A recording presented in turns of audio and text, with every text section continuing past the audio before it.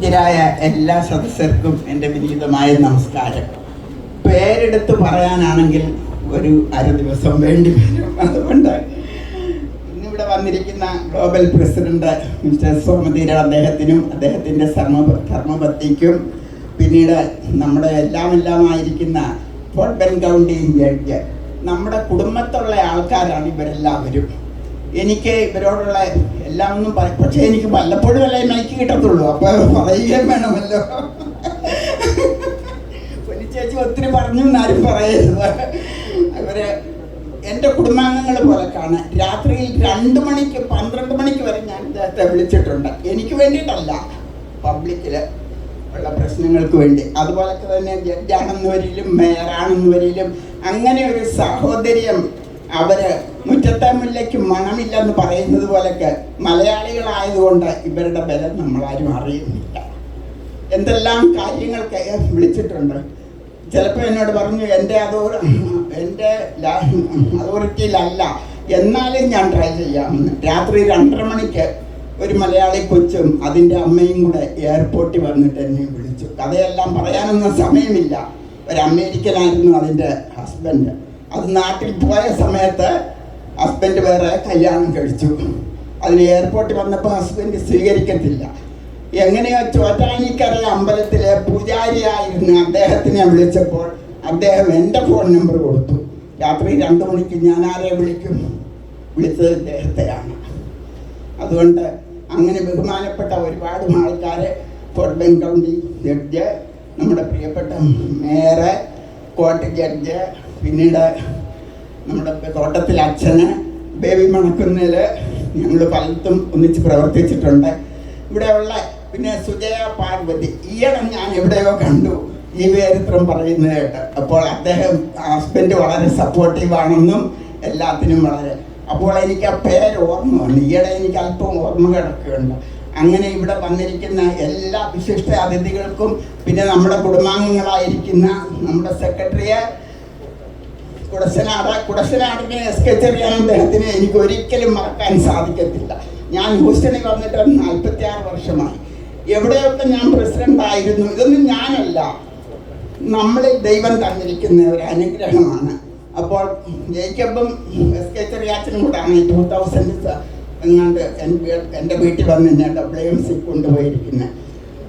ഇവിടെ ഞാൻ നോട്ട് ചെയ്ത് 46 വർഷമായി ഞാൻ ഹൂസ്റ്റണിൽ വന്നിട്ട്, 52 വർഷമായി അമേരിക്കയിൽ വന്നിട്ട്. ഞാനിവിടെ പ്രസിഡന്റ് ആകാത്ത ഞാനല്ല, ആ ദൈവശക്തി എന്നെ കൊണ്ട് ചെയ്യിക്കുന്നതാണ്.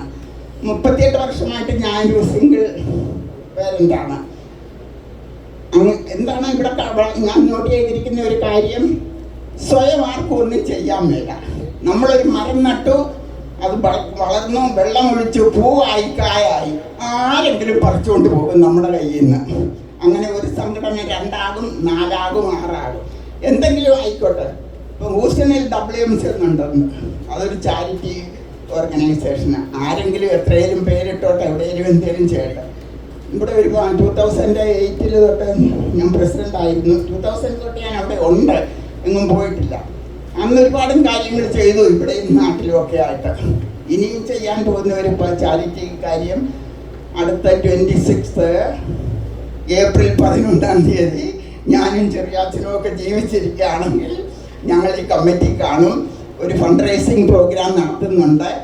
അന്ന് ആരാണ് വരുന്നത്? ഓറസ് പീറ്റർ, പിന്നെ നാട്ടിൽ നിന്ന് ഒരു വിൽസരാജ് എന്ന് പറയുന്ന യേശുദാസൻ്റെ കൂടെ ഒക്കെ പ്ലേ ബായ്. അന്ന് ഞങ്ങളൊരു വലിയ ടിക്കറ്റൊന്നും വയ്ക്കത്തില്ല, 15-20 ഒക്കെ. അതിൽ നിന്ന് കിട്ടുന്നത് കൊണ്ട് എസ്.കെ. ചെറിയാച്ചൻ്റെ വളരെ നാളത്തെ ഒരു അഭിലാഷമായിരിക്കുന്ന കോട്ടയത്ത് 1-2 വീട് പാവങ്ങൾക്ക് വെച്ച് കൊടുക്കണമെന്നുണ്ട്.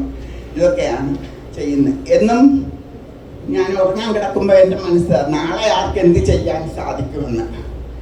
എപ്പോഴെപ്പോഴും ഞാൻ ആരാണെന്ന്, ഞാൻ എന്ത് ചെയ്തെന്ന് നിങ്ങളോട് പറയണ്ട. ഞാൻ ഒരു 30-ൽ പരം ചാരിറ്റി പ്രവർത്തനങ്ങൾ, അതിൻ്റെ ഫലമായിട്ടാണ് Houston community college 2016 May 14 NRT സ്റ്റേഡിയത്തിൻ്റെ ടോപ്പ് പോഡിയത്തിൽ ഈ ആരുമില്ലാത്ത അഗതിയായ എനിക്ക് ഒരു honorary degree for outstanding community service തന്നത്. What shows this all? Nothing is impossible. നമ്മളെ കൊണ്ട് സാധിക്കാൻ മേലാത്ത ഒരു കാര്യവുമില്ല. കുശുമ്പും പൈശന്യമൊക്കെ അങ്ങനെ ആയി. എന്തുകൊണ്ട് ജോർജ് ജഡ്ജായി, എന്തുകൊണ്ട് അദ്ദേഹം ജഡ്ജായി, എന്തുകൊണ്ടോ അതെല്ലാം മാറ്റിക്കഴിഞ്ഞിട്ട് നമ്മളെ കൊണ്ട് എന്ത് ചെയ്യാൻ സാധിക്കും, നമ്മളൊന്നിച്ച് നിന്നുകൊണ്ട് എന്ന് ചിന്തിക്കുക. ഇത്രേ പറയുന്നുള്ളൂ. അച്ഛൻ വന്നില്ലല്ലോ, അച്ഛന് വരുമായിരിക്കും. അച്ഛന് ഓർമ്മയില്ല. അച്ഛനൊരിക്കൽ എൻ്റെ വീട്ടിൽ വന്നു ഇരുന്നു. അച്ഛന് ഞാനും കൂടെ തന്നെ ഒരു ലഞ്ചിന് പോയി. അച്ഛനുണ്ട്. അച്ഛന് കാക്കനാടൻ കൊണ്ടുവന്ന് വീട്ടിലിരുത്തിയിട്ട് പോയി ഒരു 9 മണിക്ക്. ഞാൻ നോക്കിയപ്പോൾ ഒരു അച്ഛന് കുപ്പായൊക്കെ ഞാൻ തനിയെ വീട്ടി. അന്നേരം കാക്കനാടൻ പറഞ്ഞു, ഇപ്പം ഞാൻ വരും ചേച്ചി, അല്പനേരം ഇവിടെ അച്ഛൻ ഇരുന്നോട്ട്. അച്ഛനോട് ഞാൻ അല്പമൊക്കെ സോഷ്യൽ വർക്ക് 11 കാക്കനാടനോട് വിളിച്ചു പറഞ്ഞു, ചേച്ചി ഞാൻ വരാൻ താമസിക്കും, സോഷ്യൽ വർക്കർ പേഷ്യൻ്റാണ്, അച്ഛൻ എവിടുന്നെങ്കിലും ലഞ്ച് കൊടുക്കണമെന്ന്. അപ്പോൾ അച്ഛന് കൊടുക്കത്തക്ക ലഞ്ചൊന്നും ഞാൻ ഒറ്റയ്ക്ക് താമസിക്കുന്ന വീട്ടിലില്ല. അപ്പോൾ ഞാൻ ഓർത്തു, അയ്യോ അച്ഛനെ വീട്ടിലിരുത്തിക്കൊണ്ട് ഞാൻ ഡ്രൈവ് ചെയ്തിട്ട് പോകും ഹോട്ടൽ. ഒടുവിൽ നിർവാഹമില്ലാതെ വന്നപ്പോൾ അച്ഛനെ കൊണ്ട് ഞാനും ഹോട്ടലിൽ ദേശീയ പോയി. ഞാനും അച്ഛനും കൂടെ ലഞ്ച് കഴിച്ചു. അങ്ങനെ അച്ഛനോട് ഒരു ബന്ധമുണ്ടല്ല. ഇതെല്ലാം ദൈവാനുഗ്രഹമാണ്, ഞാൻ വേണ്ടിയിട്ടൊന്നുമല്ല. അല്ലെന്നൊരു എൻ്റെ വെറും 20 വർഷത്തെ ദാമ്പത്യ ജീവിതം ഞാൻ എൻ്റെ തലയിൽ ഞാൻ ആഗ്രഹിച്ചതാണോ? അല്ല. അപ്പോൾ ഇതൊക്കെ ദൈവകാരുണ്യം. നമുക്ക് തന്നിരിക്കുന്ന കഴിവിനെ നമ്മൾ മറ്റുള്ളവരുമായിട്ട് പങ്കുവയ്ക്കുക. WMC ഹൂസ്റ്റണിൽ ഞാനുണ്ട്, അതിനുവേണ്ടി എന്നെ കഴിയുന്നത് ചെയ്യും. വേടിലുള്ളവർ അവരൊക്കെ ചെയ്യട്ടെ, പേരെന്തെങ്കിലും ആകട്ടെ, എന്തെങ്കിലും പേരിട്ടുള്ളുക നമ്മൾ തന്നെ. ഇത്രയൊക്കെ പറയാനുള്ളൂ. എന്തെങ്കിലും തെറ്റ് പറഞ്ഞിട്ടുണ്ടെന്നൊരു ക്ഷമിക്കണം. ഇവിടെ റിപ്പോർട്ടേഴ്സൊക്കെ ഇരിപ്പുണ്ട്, അതേ ഒന്നും എഴുതണ്ട. എന്തെങ്കിലും തെറ്റ് പറഞ്ഞെങ്കിൽ ഒരിക്കൽ കൂടി ക്ഷമ. നന്ദി, നമസ്കാരം.